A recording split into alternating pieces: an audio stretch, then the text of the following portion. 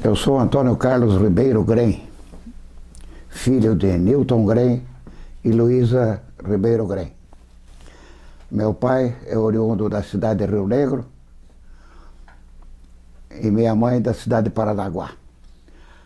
Nasci em Curitiba aos 5 de 12 de dezembro de 41, na rua, hoje Avenida 7 de Setembro. Nasci em casa.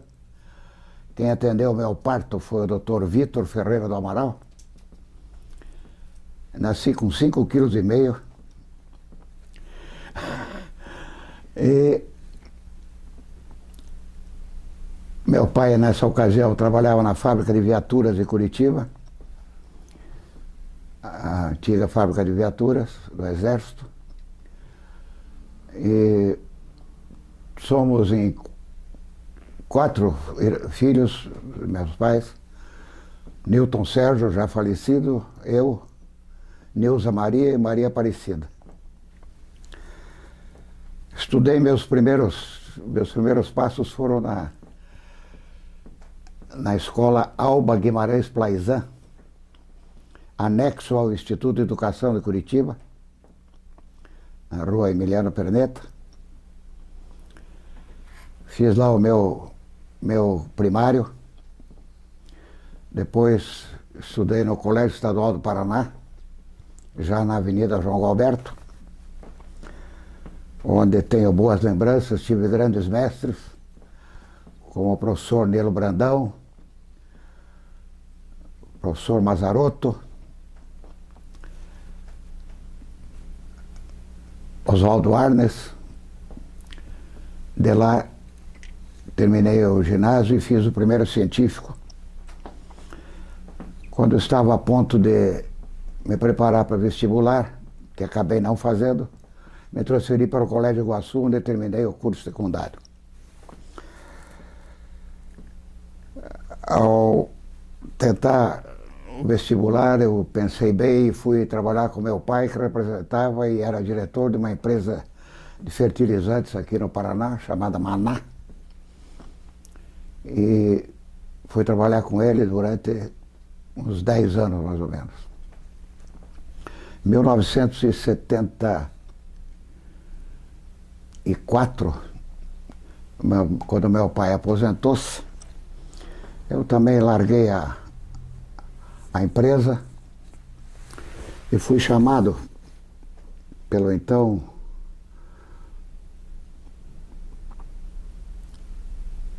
professor Guilherme Braga e por João Elísio Ferraz de Campos, a assumir uma posição no gabinete da Fundepar, onde o João Elísio foi diretor. E em seguida, quando o governador Jaime Canet foi indicado, nós montamos, junto com Luiz Eduardo Veiga Lopes e Antônio de Souza Melo Neto, uma empresa chamada Hemopar, do qual eu fui o primeiro funcionário, era assistente da diretoria. Chamava-se Empresa de Obras do Paraná. Mas, mesmo estando na empresa, fui trabalhar com João Elísio Ferraz de Campos na Secretaria de Administração do Estado do Paraná. E fui responsável por um programa de recuperação dos bens públicos, dos imóveis do Estado, em todo o Paraná, através de convênios com as prefeituras municipais, onde a Hemopar levantava as obras e o governo pagava integralmente aos prefeitos.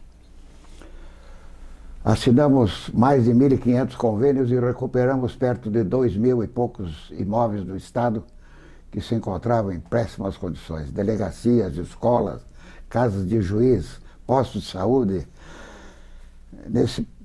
Foi todo esse o meu trabalho no período do governo Jaime Canet, que, por sinal, eu considero que nesses últimos 40 anos teria sido o melhor governador que o Paraná já teve. Após a sua saída,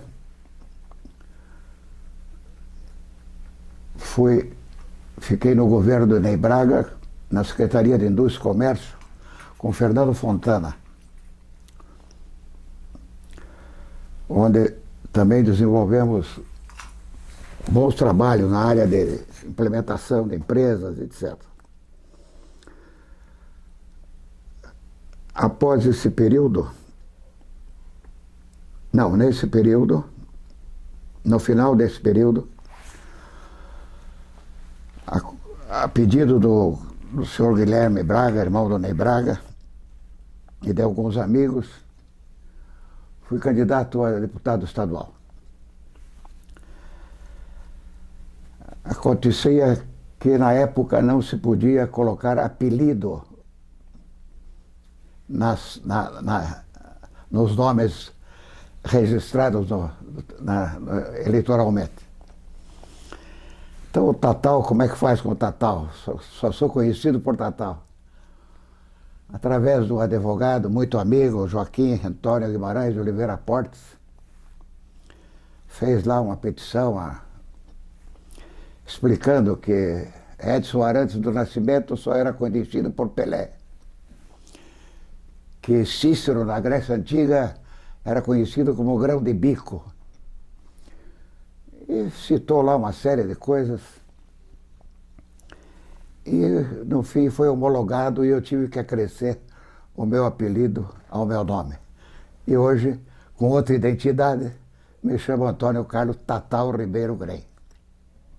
É uma história que culminou com o seguinte. Logo depois de feito o processo, apareceu em Curitiba um cidadão chamado Luiz Inácio da Silva, que veio a Curitiba atrás do meu processo, porque em São Paulo não tinha conseguido acrescer o Lula no seu nome. E levou o processo daqui, o meu processo, e conseguiu em São Paulo pôr o Lula no seu nome. Tudo bem. Foi copiado daqui. Bom, fomos para a eleição. Uma eleição difícil porque eu até teria alguma chance, não fosse a vinculação do voto, que você só podia votar no partido de cabo a rabo. Desde governador, presidente, senador, deputado federal, deputado estadual e vereador. Me lembro muito bem que em Curitiba eu fiz perto de 4.000 votos. E desses 4.000 votos, acho que uns 3.500, junto com o Rafael Greca, que era candidato a vereador na época. Mas eu não me elegi. Faltou ainda uma parcela muito grande, fiquei pela segunda suplência e tal, não assumi. Bom, a partir daí, derrotado, ajudamos muito o Saul Raiz na época, que eu achava que poderia ser governador, e a nossa inclusão como candidato foi justamente para também alavancar um pouco mais a campanha dele, etc. Acontece que não fomos eleitos. Aí, naturalmente, com a entrada do Zé Richa, fui exonerado da empresa, e aí foi quando eu resolvi jogar golfe. Aí joguei golfe e tal, trabalhei pouco assim, uma área de seguros, tal, corretagem de seguro, etc. E tal. Fiquei vagando aí um tempo. Aí, o que aconteceu depois na minha vida?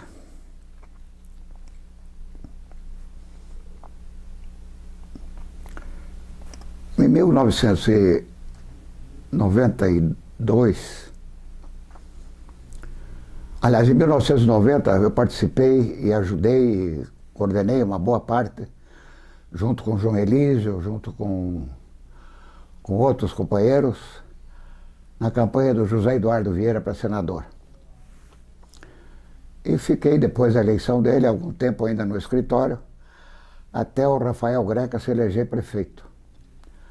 Foi aí que eu fui prestar serviço na prefeitura, no gabinete do José Carlos Gomes de Carvalho, Carvalhinho, junto com o Nelson Jorge. Nós tocávamos o gabinete do Carvalhinho. E ali fiquei depois na administração do Cássio Taniguchi, e por 2 vezes, né? Aí depois me desliguei da prefeitura. Foi quando aí o Beto entrou em 2004. Perfeito. Aí fiquei sempre, gozado sempre em função pública. Aí fiquei um período parado, etc., quando o João Elísio, nos anos aí nos convidou para tocar a campanha. Ele era o chefe da campanha do Beto Richa na primeira eleição. Trabalhamos lá por volta de 10, 11 meses, mais ou menos, no escritório ali no Batel. E o Beto foi eleito. E me deram um cargo lá na Secretaria da Copa do Mundo, uma coisa assim. Então fui lá trabalhar. Não tinha muito o que fazer, mas, em todo caso, ficamos lá. Com o Mário Celso, né, que era o secretário. Mas logo também já estava meio enjoado de função pública. Aí parei. Parei, o João Elísio novamente disse: olha, agora eu estou montando um programa através da FENASSEG, da FENASSEG, da Seguros, para fazer um roteiro no Paraná, nas principais cidades, com palestras sobre seguro, e com o palestrante lá de Sorocaba, um dos grandes palestrantes do Brasil, esqueci o nome dele agora. E você e o professor Borsari vão tocar esse projeto. Meu amigo Borsari, vamos pegar a parada aí. Fizemos perto de 16 ou 17 palestras pelo Paraná, nas principais cidades. Esse projeto durou mais ou menos uns 2 anos. E aí me aposentei definitivamente. Então, continuei, parei de jogar golfe por problemas de saúde. E estou agora aí só vendo a vida passar. Eu tive muita atividade esportiva, joguei tênis desde os 7 anos de idade, acompanhei umas boas gerações de tênis. Quando eu vinha para Curitiba, o sparring de Maria Esther Bueno era eu. Jogávamos no Country Club pela manhã, e os jogos naquela época eram à tarde e à noite, e o bate-bola era comigo. E depois também viajei, joguei alguns torneios fora, etc. Joguei muito com o Manuel Maia, com o José Gonçalves, com o Ivo Ribeiro, com o Jorge Nadai. E aí parei já, o que as pernas, o que a cabeça quer fazer, as pernas não aguentam. Então fui jogar golfe, é um pouco mais suave. Comecei a jogar golfe em 1982, joguei durante 25 anos. Quando eu tive um problema de quadril aí, tive que me operar e não pude jogar mais. Mas no golfe também, viajei muito, jogamos muitos torneios, consegui nesses 25 anos um bom número de troféus. E minha vida praticamente, fora a parte de trabalho, minha vida foi passada quase que inteiramente dentro do Graciosa Country Club. Qual fui diretor de tênis, fui presidente da federação, fui diretor de golfe, e só fazendo amigos. Amigos como esse que me indicou aqui, o Cláudio Quirila, que hoje é presidente da Associação do Golfe Sênior no Brasil, e outros tantos que passaram e ainda estão aí por aí, só que eu estou parado. Mas frequento quase que diariamente o Country Club. Eu tenho 3 filhos. Fui casado com uma mineira lá de Bocaiúva, no norte de Minas. Sobrinha do então político José Maria Alckmin, que é da mesma cidade. Me casei em 65 em Belo Horizonte. Tive com ela 3 filhos, Antônio Carlos, o mais velho, o Guilherme, Isabela e Guilherme. Os meninos moram em Belo Horizonte. Um é representante comercial, o outro trabalha numa empresa, é técnico em informática. E a minha filha fez um curso de psicologia no Rio de Janeiro. E depois casou-se com um piloto. Ele era piloto. E parece que ele era piloto da Rio Sul. Ela fez o curso também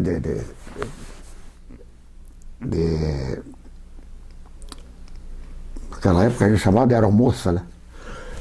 E se conheceram, e em seguida ele saiu e tentou ir para o Japão e foi para lá voar pela JAL. Ficaram 11 anos no Japão. Estive lá visitando. E agora, uns tempos atrás, aí, 3 ou 4 anos atrás, a JAL parece que entrou estava meio mal das pernas e mandou embora todos os pilotos estrangeiros. Ele é brasileiro. E ficaram só com os japoneses. Daí ele, por muita sorte, passou aqui 1 ano em Curitiba e foi contratado pela ENA. É uma empresa aérea japonesa também, maior que a JAL, inclusive. E hoje eles moram em Honolulu, no Havaí. Tive uma juventude, graças a Deus, muito boa. Eu gostava muito de festas, gostava de esporte. Nós, além de jogar tênis, o Luiz Afonso Camargo montou um time uma vez de futebol de salão chamado Gaviões Solitários. Jogávamos nesse time. Bom, fora as festas, bailes, 15 anos, aquela época de jovem, o máximo das festas eram os 15 anos das meninas, né? Então a gente frequentava muito. Eu fui diretor e fundador do Grêmio Flamingo, do Graciosa Country Club, que era um grêmio jovem, independente da diretoria, era uma diretoria jovem. Fizemos grandes festas no Graciosa Country Club, promovemos grandes festas, principalmente as festas juninas, e sempre com muita alegria. Meus companheiros eram o Antônio Lick, que foi presidente do Atlético, o João Carlos Ribeiro, Rubens Pinho, o Pedro Fontana. Era uma turma grande, não me lembro de todos assim, porque eram muitos. Bom, mas aí chegou a época de ir para o quartel, né? Fazer o serviço militar. Então foi quando eu fui fazer o CPR na arma de cavalaria. Junto comigo foram alguns amigos bem chegados, Joaquim Portes, Antônio Sérgio Lick, eu, Carlos Eduardo Camargo, e fizemos o curso lá. Aliás, entramos no curso. Fizemos um bom primeiro ano, etc. Tinha um tenente que depois foi promovido a capitão, chamado Silvio Cardoso. Era um sujeito danado, sabe? Um Caxias, judiava da gente. Tanto nas marchas a cavalo como nas marchas a pé também, viu? Cavalaria andando a pé, você imagina. Ele fazia tudo. E, gozado, nas provas que ele dava pra gente de topografia, por exemplo, ele nos dava um ferro danado, era fogo, tal, pá, não dava, ele dificultava a vida da gente ao máximo. Mas, no entanto, ele era nosso amigo. De vez em quando tomávamos algumas juntos num bar da esquina e tal. Aí, numa véspera de uma prova de topografia, reunimos na minha casa Roberto Requião, Joaquim Portes, João Maurício Virmonde, Vitor Paulo Miroslau, Nuri Caluf e eu. Depois de estudarmos um pouco, um tanto, já começamos a tomar alguma coisa também. Ali pelas 3, 4 horas da manhã, alguém disse, pô, mas esse capitão, ele é fogo, ele vive ferrando a gente aí. Vamos fazer alguma coisa com esse cara aí. O Nuri Caluf, eu tenho uma lata de tinta Zarcão lá no meu carro. Vocês... Vamos lá pintar aquele cavalo dele. Era um cavalo tordilho, branco, bonito. Inclusive, ele me emprestava para entrar em concurso hípico. Até eu cheguei a entrar em alguns concursos hípicos. Eu disse, vamos. Adentramos ao quartel de madrugada. Quem estava de guarda, e era o chefe da guarda naquela época, era o Brasil Pinheiro Machado. Disse, olha, Brasil, você fique quieto aí. Nós vamos entrar, nós vamos pintar o cavalo do capitão. O cavalo era meio arisco, sabe? Entramos na baia do bicho, com pincel, tudo. E o bicho começou a escoiciar e tal, pá, pá, pá. Fizemos uma faixa vermelha, assim, zarcão, do lado do corpo, assim, toda a barriga dele. E pusemos um óculos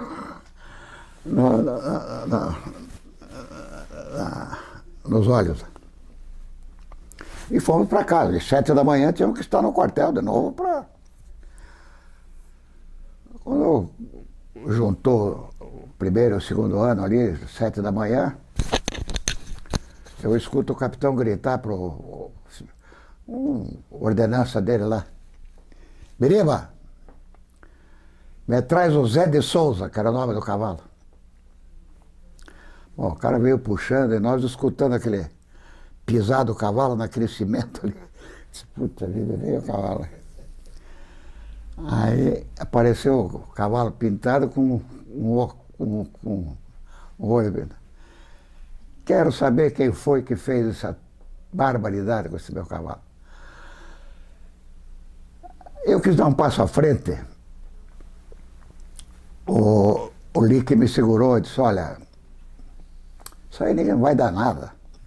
Tudo bem. Passou-se o tempo e tal, ele ficou bronqueado e abriu uma sindicância. E aí veio com uma história depois que pegaram uma impressão digital na lata de tinta do Nuri Caluf. E chamaram o Nuri Caluf. E o Nuri Caluf abriu o jogo. Então, olha, foi fulano. Puta. Essa época, o comandante do CPR era o Coronel Barcelos. Mas no meio bom, aí o Coronel Barcelos. Mas o Coronel Barcelos estava saindo eu acho que indo para casa já de pijama. E alguém foi falar com ele. Disse, Barcelos, como é que é isso? Coronel, esse negócio aí. Ah, manda esses meninos limparem cocô de cavalo aí durante um ano e pronto, tudo bem. Mas aí ele saiu e entrou o coronel Bezerril. Bezerril mandou fazer um inquérito policial militar. Nós em 6 íamos volta e meia ali na Praça Rui Barbosa, onde era a auditoria militar, que na época o auditor era o marido da dona Juril, de Plácido de Silva, o Arnaldo Carnaciale.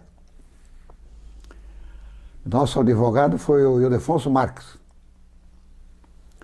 Íamos lá, volta e meia tinha que ir lá responder, ficar ali sentado no banco dos réus e tal. E a tribuna do Paraná dando toda a notícia. Os boys de Curitiba, não sei o quê. Eu esqueci de te trazer. Eu tenho uma página da tribuna que diz que os garotos da alta sociedade curitibana, não sei o quê, aprontam e pintam o cavalo do oficial, não sei o quê. Bom, resultado, fomos enquadrados no artigo 228 do Código Militar. que era prisão. Por ter invadido a propriedade da União, e o cavalo também era propriedade da União, danificamos a propriedade da União.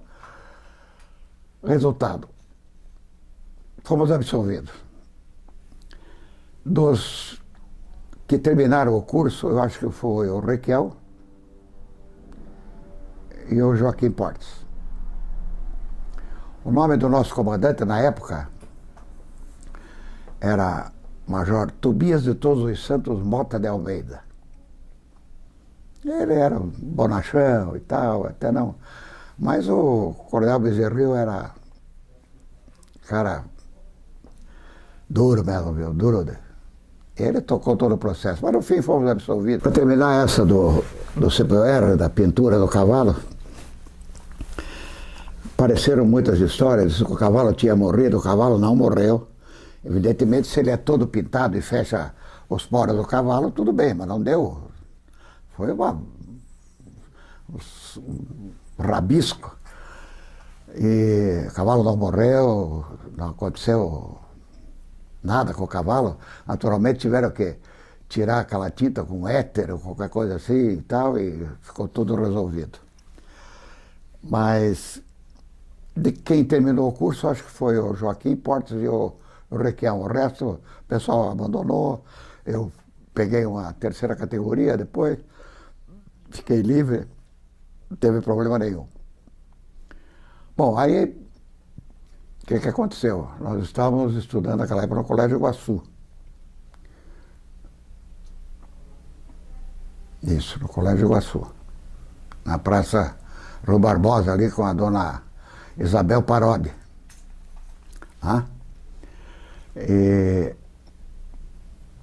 Bom, aí continuamos a nossa vida, eu trabalhando junto com meu pai, etc. Viajava muito, eu atendia muito as cooperativas do interior aí, na venda de fertilizantes, etc.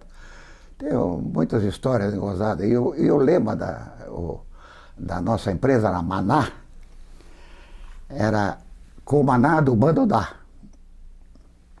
E eu cheguei em Pato Branco uma vez, com aquele emblema, parei na frente do hotel lá. Aí passou uma moreninha toda charmosa, olhou, com o Maná do bando dá. Eu disse, isso eu quero dizer para o senhor que eu não sou Maná, mas eu dou também. Eu digo, tudo bem, minha filha, então, por favor. E assim, essa é uma das histórias. Bom, aí, depois, em 1963, formou-se uma turma do Colégio Sacré-Cœur em Belo Horizonte, onde tinha uma parente minha que... uma parte da família de minha mãe que era de lá. Vieram para uma excursão em Curitiba, foi quando deu aquele fogo no Paraná, lembra aquele... Nossa, que deu aquele...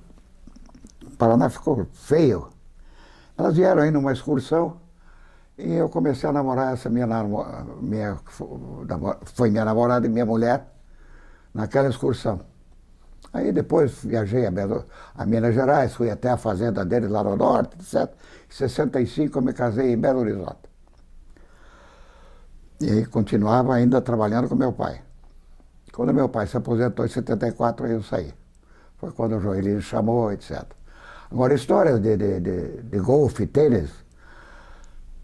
Olha, eu vou te dizer uma coisa, eu sempre fui um cara que não levei muito a sério sempre as coisas de esporte. Eu tinha algum jeito para coisa, então não... Os técnicos, os professores, pô, mas você tem que treinar. Eu não ia treinar nada. Às vezes saía de festa de madrugada e ia jogar de manhã, 8 horas, torneio, etc. e tal. E no golfe, o golfe tem uma particularidade muito grande. Você acaba de jogar o golfe e é no bar que você se reúne, né? Porque ali, então, é uma barbaridade o que se bebe, o que se fala, o que acontece, né? Mas me levou a alguns bons lugares. Eu cheguei a jogar no Chile, joguei no Uruguai, Rio, São Paulo, Santos. Depois, na viagem que eu fiz para ver minha filha, eu joguei no Japão, eu joguei em Bali, campo lá que tinha, muito bom também. E quando fui também presidente da Federação Interino de Golfe. Na ocasião, o presidente precisou fazer uma cirurgia, ficou mal e tal. Era um japonês aí de Ponta Grossa. Aí eu fiquei como presidente. Mas tem histórias interessantes, principalmente com o Cláudio Quirila, viu? Porque nós éramos muito festeiros, viu? Chegávamos a fazer coisas do Arco da Velha, que se eu contar aqui, mas tudo bem. Íamos muito a Antonina. Tinha um restaurante como era o nome dela? Sarmento? Não, tinha da Yara, né? Sarmento. E tinha aquela que era casada com o Conde lá. O cara era Conde. Ele que montou aquela indústria lá em Antonina, não sei. Tinha uns fornos de ferro, não sei o quê, uma coisa.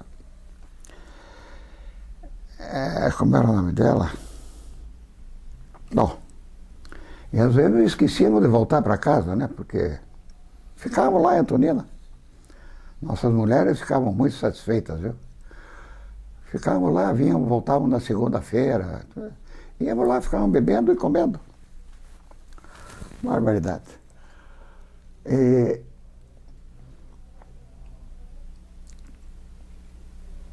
No nosso tempo de jovem também tinha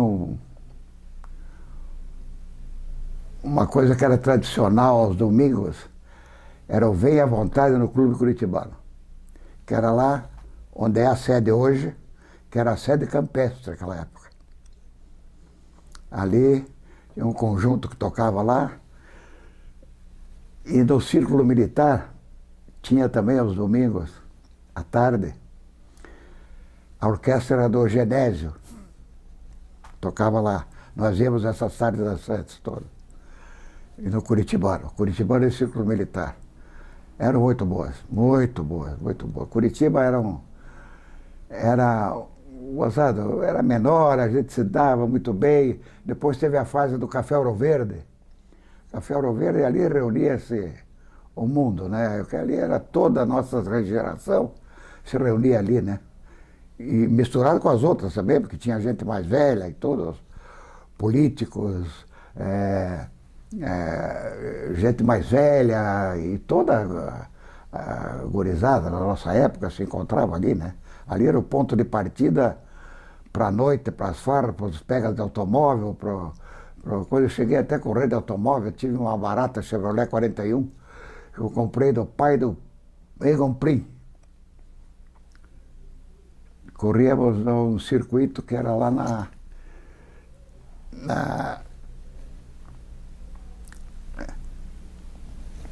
escola de engenharia, lá no Politec, ali, estrada de Paranaguá, entrava por ali, entrava na estrada de Paranaguá, fazia a volta, era aquele Jardim das Américas, né? Corri ali algumas vezes, junto com Bruno Castilho, com quem era Adir Moss, junto com Altair Barranco, que era piloto também. Quem mais? Perereca, Haroldo Vaz Lobo. Era a turma do automobilismo essa. Eu corri umas 2 ou 3 vezes e nunca mais corri. Mas me dava com todos eles, de vez em quando a gente se reunia. Então eu acho que eu tive uma participação assim, muito ativa na juventude, em vários setores. Tinha amigos aqui, amigos lá, não tinha uma... A turma mesmo mais fixa era a turma lá do Graciosa, onde eu jogava tênis, que ficava lá, passava quase todo meu dia lá, né, treinando e jogando e papeando. E essa foi as histórias, por exemplo, com o Quirila, com o Tonico Lick. O Lick era um sujeito formidável. O Lick, quando eu entrei no Jardim da Infância, no Instituto de Educação, A mãe dele, da Guimarães, irmã do, na época, senador Alô Guimarães, não, depois ele foi senador, ela era nossa professora. E o pai do Lick, o Carlos Lick, era engenheiro, construtor de estradas, pontes, etc. e tal. Viajava muito. Ele não tinha uma residência fixa naquela época. Eles moravam no Hotel Yoncha. Então nós saímos da Emiliano Perneta, do Instituto de Educação, um pouco antes, eu e ele, no Jardim da Infância. Íamos para o Hotel Yoncha, porque a mãe dele fazia parte da diretoria da escola e ficava após o término da aula em reuniões. E nós íamos lá para o Hotel Yoncha, ficávamos no quarto dele fumando cigarro mistura fina. Imagina só, tínhamos 6, 7 anos de idade. Era uma barbaridade. Aí até que um dia a mãe descobriu, aí nós paramos, né? E o Lick também foi um sujeito fantástico, um empreendedor, um cara muito, muito ativo, sabe? Tinha a Construtora Paraná, foi diretor do Departamento de Obras do Estado, era um sujeito muito ativo. Mas, infelizmente, nos deixou cedo. O Adalberto Scherer trabalhou com ele, na Construtora Paraná, que é o teu cunhado, né? O que mais teria para contar? Bom, farras homéricas, uma ocasião, discutindo com o Lick ali na porta do Café Ouro Verde sobre não sei que problema, e acabamos meio que brigando e tal, não sei o quê. E aí saímos, o Lick roubou uma rádio patrulha. E saiu com ela e deixou lá, escondida no mato, lá e voltou a pé. Bom, resultado, começamos a discutir isso e fomos presos. Fomos presos e nos levaram para a delegacia da Rua Barão. Ali onde era a Secretaria de Justiça, tinha a delegacia do lado. E nos enfiaram numa jaula lá. Uns canecos d'água para tomar e mais nada. Pô, mas aí tinha os outros presos lá, e os caras, ô companheiro, tal, disse, que companheiro, o que, rapaz, não sei o quê, pipipi. Aí tinha direito a dar um telefonema. Não sei como é que. Não sei se foi o Lick que fez, você não me lembra direito. Bom, resultado. Acordamos o governador, Moisés Lupion. Olha, o Lick e o Tatal estão presos aqui na delegacia. Isso era umas 3 horas da manhã. Daqui a um pouco me aparece num Impala azul, Chevrolet azul, de robe de chambre, cabelo muito bem penteado. Rui Gândara.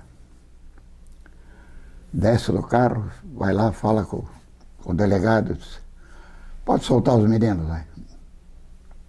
Aí não soltaram. Você vê, tivemos que apelar para o governador. Mas eram bons tempos. O que mais que de estripulias que fizemos por aí? Nós tínhamos eu me lembro, por exemplo, de muitas coisas de Curitiba, como quando aquele menino abriu, o Melo abriu o Chip Dog. Lembra disso? Que era um ponto também de encontro nosso. Ele tinha na Rua 15 e tinha um do lado da Telefônica, ali na Travessa de Jesuíno Marcondes. Então esse era um dos pontos, fora o Café Ouro Verde ali, etc. O tempo de escola, quando a gente saía de escola de manhã, etc., ou o tempo de provas, de entrar em férias, etc., os nossos lanches eram na loja americana, que dava uma parte na Monsenhor Celso e outra parte na Rua 15. Lembra disso? Ali era também um ponto de encontro que as meninas saíam do Divina Providência, da coisa, etc. E teve uma parte que eu esqueci. Teve um ano que eu fui candidato a presidente da UPES. Eu e o Lick, o Antônio Lick. Depois o Lick saiu, o meu vice foi o Rafael Iatauro. Aí fomos para a eleição. E teve uma Assembleia Geral no Colégio Santa Maria, no auditório deles lá naquele. Eu sei que começou a dar uma briga, discussão, e uma chapa querendo bater na outra e tal, e surraram o Baiar Osna. E uma confusão louca lá. Aí um dos meus parceiros, não de chapa, mas de campanha, resolveu acender uns gamechames, botaram um dentro do piano lá do colégio, botaram outro não sei o quê, e estava o colégio das freiras juntos, todas as freiras levantaram e vamos embora, meninas, que isso aqui vai dar uma barbaridade. E no fim perdi a eleição para o Protásio Carvalho, parece. Hoje médico em São Paulo.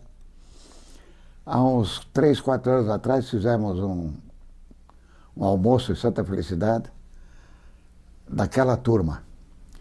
O Protásio mandou um discurso, mas não pôde vir.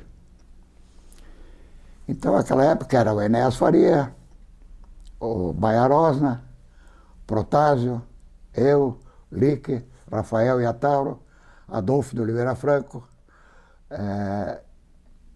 Era a turma mais entrosada, mais políticos do que eu era, entendeu? Eu fui meio no embalo que me pediram, vai, Tata, vamos lá e tal. Eu acabei indo. Ganhamos a eleição só no coleção. O resto perdemos. Mas foi interessante, porque foi acho que foi a primeira experiência política, não deixa de ser, né? Voltando ao golfe, eu tive a maior jogada do golfe, que é o Hole One. Eu tive a felicidade de fazer por 2 vezes. A primeira, jogando no Clube Curitibano, estava comigo Arthur Leme,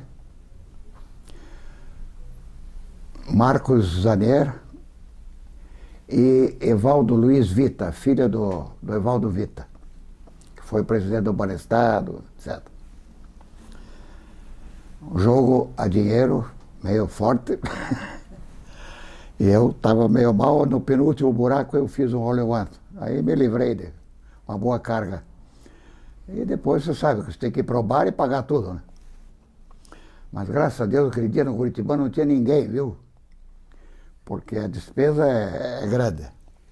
E de outra feita, aqui no Clube no Graciosa, jogando com o delegado Cartacho, que é delegado de polícia, com o atual presidente, o Blay, e mais o irmão do Cartacho também. Estou jogando, treinando. Também fiz outro. Essa vez eu tive que pagar alguma coisinha, né? E infelizmente era uma quarta-feira, que é o dia de todos os homens jogarem à tarde. Então essa vez me custou um pouquinho caro. Mas olha, a satisfação de estar lá com pessoas, até hoje, mesmo parado, os amigos que a gente fez, Norberto Castilho, o doutor Veiga, recentemente faleceu Eli Volpe, o Wolfete, que morreu aos 100 anos, jogou golfe até os 90. O Roberto Pereira, o Fred Kesselring, os Cartacho, o Faruq El-Khatib, Arthur Leme, Luiz Renato Krause. Aí é uma infinidade de amigos que a gente tem lá, sabe? E como a gente já está meio em final de carreira, é onde eu vivo e convivi os últimos anos e eu continuo frequentando. Ainda sobre o golfe, houve uma passagem interessante em Porto Alegre. O Quirila nos escreveu, eu e ele, num torneio de dupla lá do estado. Fomos jogar lá no Porto Alegre Golf Clube. Campo bonito, etc. E tal. E isso fazem já alguns anos, viu? E jogamos lá durante 2 dias e acabamos ganhando o torneio. Os gaúchos não ficaram muito satisfeitos, porque veio 2 caras lá do Paraná, vem aqui e ganham o nosso torneio do estado. Bom, de qualquer forma, fomos lá, ganhamos. Teve um fato interessante desse torneio. Você sabe que teve um jantar no clube, e na hora de sentar lá e tal, sentou uma senhora do meu lado, irmã de Getúlio Vargas. Ela já meio velhinha, jogava golfe lá no Country Club. Mas o fato interessante foi depois da nossa vitória, depois de receber os prêmios, o Cláudio disse, vamos lá na boate e tal. Boate nada, era um puteiro mesmo, né? Então, chegamos lá, ainda era cedo, algumas moças ainda por ali e tal. Umas no cabeleireiro, não tinha cabeleireiro, fomos lá, brincamos, arrumamos o cabelo de uma, de outra, brincando. E começamos a tomar champanhe. Eu sei que quando as moças começaram a chegar, rodearam a nossa mesa e era champanhe para tudo quanto é lado. Eu disse, queria lá. Como é que vamos dar conta disso aí? Eu sei que isso foi até de madrugada. Nós fomos de táxi e o motorista de táxi foi junto conosco para dentro da boate. O cliente disse, não, você vai junto, hoje é festa e tal, não sei o que, aquele jeito. E ficamos lá até de madrugada. Aí o cara, já bêbado, nos levou para o hotel e nós tínhamos que sair num avião cedo. Foi um inferno, nem dormimos. Então esses torneios eram muito bons, porque a turma era boa, a turma de golfe sempre foi uma turma muito boa.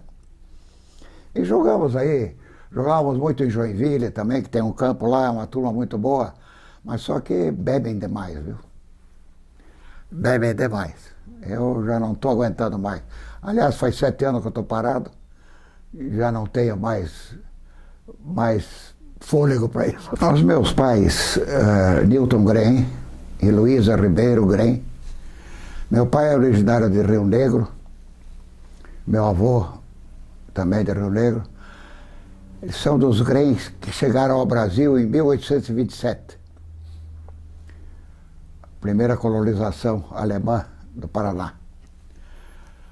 Meu avô materno, Henrique Ribeiro, e minha avó, Henrique Ribeiro de Paranaguá, e minha avó, Januária Bastos Pequeno. Ela nasceu no Cubatão, lá, Guaratuba, onde o pai dela tinha moinho de arroz, etc, etc, etc. O meu avô materno era um caixeiro viajante e amigo, e trabalhava para ele, muito amigo do Vital Brasil. Ele era vendedor, caixeiro viajante. Bom, e meu pai, já te falei, era do comércio, ele dirigiu aqui muitos anos a Bung Bor Corporation, que tinha as empresas Sambra aqui em Brasil, Moinho Santista, etc. Depois, ele foi diretor dessa empresa de fertilizantes que eu já falei, da Maná, e encerrou a sua carreira no comércio e nessa empresa. Minha mãe, quando eu tinha uns 14, 15 anos, eu fui jogar um torneio de tênis no Rio de Janeiro e meus pais foram. E nessa época tinha um primo nosso que foi... Não, isso foi um pouco mais tarde, eu já era um pouco mais velho. Esse meu primo chamava José Raimundo Soares Silva, era um deputado federal por Minas Gerais, parente da minha mãe, lá da parte de Minas. Ele era presidente do IAPI. E fomos para o Rio, nos encontramos na casa dele, num jantar. Estávamos lá jantando, etc. e tal. Nisso entrou bateram a campainha do apartamento dele na Avenida Atlântida. Quem aparece? João Goulart. Sentou-se à mesa, fez parte do jantar, etc. Daqui a pouco o João Goulart disse: José Raimundo, você tem alguém no Paraná? Eu disse: não. Por quê? Tem uma vaga de tesoureira do IAPI em Curitiba. José Raimundo virou-se para minha mãe e disse: você quer essa? Minha mãe era meio despachada, disse: eu só saio de casa por um bom dinheiro. Aí falaram o salário, etc. Eu topo. Imediatamente foi nomeado, né? Estava lá com o Jango, tudo. Chegou em Curitiba, a nomeação dela, o jornal do IAPI, fazendo um desenho dela descendo de paraquedas, letra O, não sei o quê, papapá, aquelas histórias todas. Mas no fim ela exerceu as funções até a aposentadoria. E depois, em 1966, eu estive no Uruguai e encontrei o Jango no restaurante do Amaury Silva, chamado Cangaceiro, ali na praia, ali que eu esqueço o nome agora. E jantamos juntos, etc. Falamos do... Punta del Este, né? Não, foi em Montevidéu, em Pocitos. Jantamos lá com o Amaury, com o Jango, etc. E aí rememoramos todas essas histórias, os primos e tal, e pá, não sei o quê. Eu sei que minha mãe acabou exercendo essa função até a aposentadoria dela. Minha mãe era muito alegre, muito disposta, muito contadora de piada, bem diferente do meu pai, que era um sujeito bem tranquilo, mais fechado, mas era muito alegre. E tenho hoje 2 netos. Uma neta estuda na faculdade, que o pai mora em Belo Horizonte, ela estuda numa faculdade em São João del Rei. Nome? Ana Luísa. E o outro neto é garoto ainda, tem uns 15, 16 anos. Também estuda lá em Belo Horizonte, chama Vitor. Estão muito bem, estão ótimos, saudáveis, bonitos. E eu dificilmente os vejo, porque eles é difícil de vir. Eu agora é meio complicado para viajar, mas sempre estamos em contato e a família se comunica quase que diariamente. E essa é a minha vida. Hoje não faço mais nada. Eu tenho como companheira hoje uma primeira namorada minha, quando eu tinha meus 18 anos. Ela chama-se Zéia Regina Miranda Raton, viúva do José Faria Raton e filha do professor Rui Miranda, que era dermatologista e diretor da faculdade, professor, etc, etc, etc. E especialista em hanseníase, cuidou do aquele Hospital São Roque de muito tempo lá em Piraquara. E estamos juntos há 19 anos. Há um fato curioso que aconteceu na minha vida, que eu fiz um curso de economia na Faculdade de Plácido de Silva e até hoje não fui buscar o meu diploma. E até pouco antes de a dona Juril Carnaciale morrer, ela ainda me cobrava: você nunca foi mais buscar o teu diploma? Pois é, dona Juril, infelizmente não. E de fato eu nunca cheguei a usar a economia nas minhas funções, certo?